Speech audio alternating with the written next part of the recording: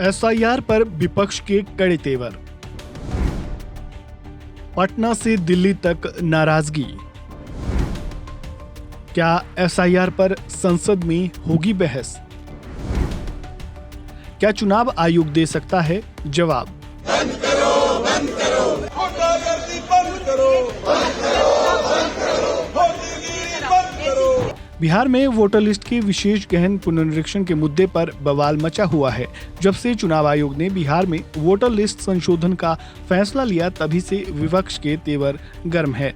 इसे लेकर प्रदर्शन भी किए जा चुके हैं। मॉनसून सत्र में जहां विपक्षी सांसद इस पर बहस चाहते हैं, बिहार विधानसभा के मॉनसून सत्र में भी ये मुद्दा लगातार हावी रहा। इसे लेकर कई बार सत्ता पक्ष और विपक्ष के बीच नोक-झोंक भी हुई।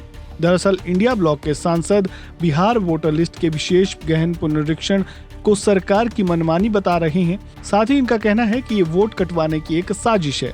विपक्ष के नेता तो चुनाव आयोग पर किसी और के इशारे पर काम करने का आरोप तक लगा चुके हैं। विपक्ष की मांग है कि बिहार में स्पेशल इंटेंसिव रिवीजन पर एक बहस कराई जाए।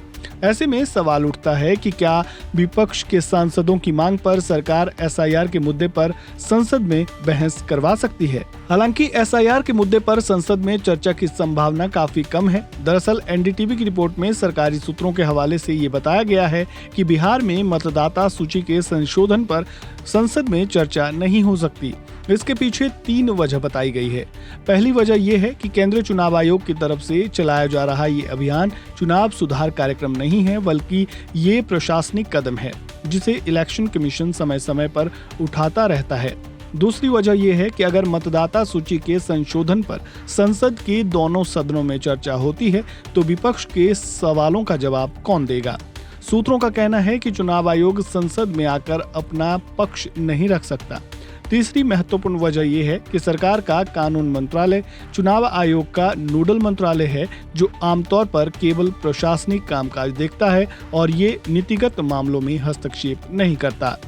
हालांकि सोमवार को जब लोकसभा में ऑपरेशन सिंदूर पर चर्चा हुई, तब विपक्ष चाहता था कि ऑपरेशन सिंदूर पर चर्चा खत्म होने के तुरंत बाद सरकार की तरफ से एसआईआर पर बहस की गारंटी मिल जाए।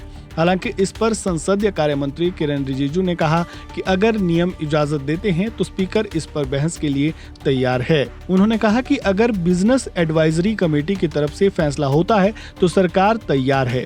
हालांकि सरकार ने संसद में एसआईआर पर चर्चा के मुद्दे पर सीधा जवाब नहीं दिया, यानी एसआईआर पर चर्चा करने या मना करने को लेकर साफ बात नहीं कही।